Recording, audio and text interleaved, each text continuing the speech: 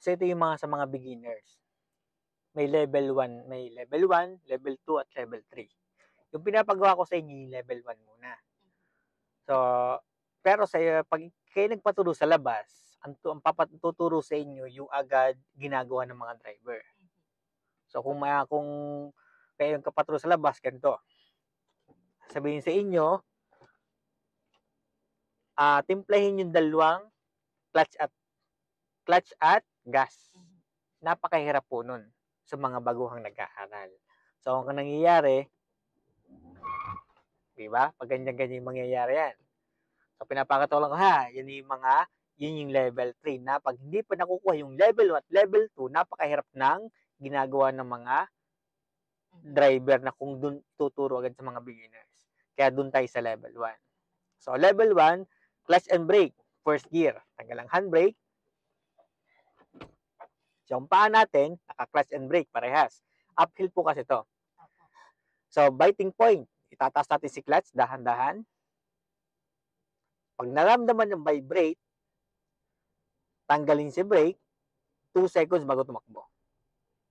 Pag nawala ang vibrate, tanggal si clutch, gas. Ba't po yung kanina ay parang ramdam ko naman meron ng yung yun parang pabalik yung Pabalik. Kasi, pag tinatanggal si clutch, binababa niyo si clutch. Huwag yung ibababa. Naka-steady dun sa vibrate. Kaya siya bumabalik. Yes, kasi naka-biting point. Kaya sabi ko sa inyo, huwag magtatanggal ng brake kung walang vibrate o yung nanginginig na makina. So, ulit natin. Ang level 1, first gear, biting point, itaas si clutch, dahan-dahan na naka-brake, nanginginig siya. Tingnan nyo po, pagtanggal kay brake, 2 segundo bago tumakbo to. Tanggal ang brake, 1, 2, nawala ang vibrate, saka tanggalin si clutch, then gas. Okay po. So, papakita ko sa inyo kung bakit ba namamatayan ang mga estudyante. So, first gear, nag-biting point sila. Na yan, nanginig. Ang ginawa, nagtanggal ng brake, ay hindi nakaintay, tanggalan si clutch. Kaya napakahalaga sabi ko sa inyo na 2 seconds maghintay muna. At kailan magtatanggal ng clutch? Kapag nawala na yung inig. Kapag nawala ang panginginig. Okay, ulitin natin. Dito sa level 1, palakas ng pakiramdam. Ang sinasanay dito, yung pakiramdam nyo dun sa sasakyan ninyo. Hindi yung gusto agad patakbo. Biting point. Yan, di ba? Pakiramdam natin na nagbabibrate. Pagtanggal kay brake, hintayin tumakbo. Nagbabibrate pa siya. Nawala ang vibrate, saka tanggalin si clutch, then gas. Okay, yan ang pinaka-basic at level 1 talaga. Second gear, tanggal ang gas, full clutch, second gear. Okay pa, at huwag bibiglayin si clutch. Okay, so, nagets nyo na ang level 1. So, bigyan ko kayo idea doon sa level 2. Para may idea kayo. Ang level 2, parehas lang ng level 1. First gear. Ang level 1, tinaas, tanggal agad si brake, hihintayin tumakbo. Yung level 2, pag tanggal kay brake, lipat sa gas. Okay po. Para yung vibrate, mapapaltan, papasok yung gas, tutunog dapat yon. Sa level 2, ang hinihintay natin yung tunog. Doon sa level 1, ang hinihintay natin, matanggal yung vibrate. Gets na? So, sa level 2, anong hihintayin? Yung tunog. Tunog ng gas. Normal lang sa nag-aaral, pag tumunog yung gas na parang ganito, anong nangyayari? Anong sa isipan niyo pag gumanon? Parang naglalaban sila. Parang bang tayo natatakot na, baka bumilis. Diba? Yun ang isipan ng mga estudyante na pag tumunog ay mabibilis yung sa takbo ng sasakyan.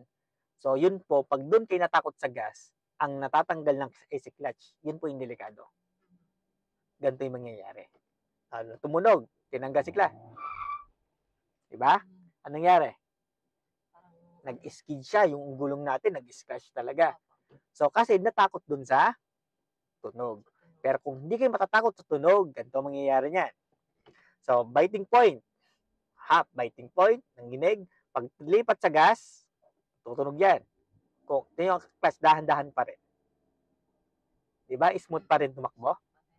Kasi hindi tayo natakot dun sa tunog. Okay, yun ang level 2. Okay, so ulitin natin. So, level 2, clutch and brake, first gear, hintayin ng vibrate. Ito, sa level 1 at level 2, kung mapapansin ninyo, naghihintay pa din ng vibrate. Kasi hindi pa tayo sanay dun sa angat ng level ng biting point. Okay, ulit natin. Sa level 3, pag nakuha nyo yung level 1, level 2, hindi namamalayan na nakukuha nyo na yung level 3. Nagagawa nyo na yung level 3. Yung level 3, ginagawa ng mga driver. Diba ang driver, hindi na naghanap ng biting point? Ganito na yung level 3. Tinataas nyo na si clutch. Diba? Kasi kabisado na namin yung level niya. Okay, nagigets nyo? Kaya dun muna kayo dun sa level 1. Pag nawalakas ng pakiramdam nyo dun, pasok na kayo sa level 2. Okay? So, level 2, biting point, gas. Pag tumunog, angat dahan-dahan si clutch. Sure kayong hindi kayo mamamatayan? Diyan. Okay? Tandaan nyo po ha, kasi ako lang talaga nagtuturo ng mga level 1, level 2. Okay, kaya tandaan nyo. Kaya pinapakuha ko sa inyo para mas maintindihan niyo ano ba ang gamit ng clutch. Okay? So, ganito naman po ang U-turn. Ang U-turn, first gear, napakadelikado ng U-turn. Kasi lahat ng mga intersection o mga maneuvering ay napakadelikado. So, gawin nyo level 1, biting point. Parang automatic ang dala natin. Nakatapak sa brake, yan, nanginginig siya, di ba? Nakasignal, nakasagad papuntang kaliwa. So, ang gagawin lang natin, naka-biting point pa rin. Huwag yung tatanggalin si clutch. Naka-biting point, then ang gagawin nyo, brake. Parang automatic. Pag kayo nag-drive ng automatic, pag tanggal sa brake, natakbo ng kusa. Ito, parang ganun din. So, tanggalin ko sa brake. Diba? Brake, tanggal ang brake. Brake, tanggal ang brake. Parang automatic. Naka-biting point, then brake lang. So, pwede nyo nung gawin to.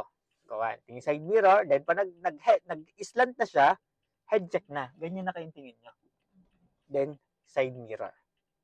Side mirror, hindi na ha. Kasi nag-slant na kayo, kaya bintana ang tingnan nyo. So, tanggal na si clutch, then balik tayo. 1. Tapos yung mamaya yung isa, pagtuwid ng katawan nyo. Then gas. Okay pa. So, kapag naman kayo sa mga old na sasakyan, mga Civic, walang mga biting point. So, doon, ang ginagawa yung level 2. Okay pa. So, level 1, so, sundan nyo ha, level 1, biting point. Pero ito, downhill po ha. Pag downhill, wala nang biting point. Okay, so, pag downhill, clutch and brake, tanggal ang brake, angat na dahan-dahan si clutch. Tanggal na. Kaya sabi po sa inyo, anong sasabihin? Ano lang yung sa level 1? Yes. Yung pataas. Yung pataas po doon yun, mga level 1, level 2, level 3. Okay pa. So, dito naman, pag nakuha nyo na yan, madali na. Tandaan nyo, isipin nyo lang lagi, kapag huminto, anong pinapaisip ko sa inyo? Pag huminto tayo, papatakbo tayo, anong gagawin? Iisipin. Ay, di magaan po tayo ng gear. First gear. Sunod? Tapos po doon ay angat ng ano. Mali. Isipin natin kung uphill or downhill.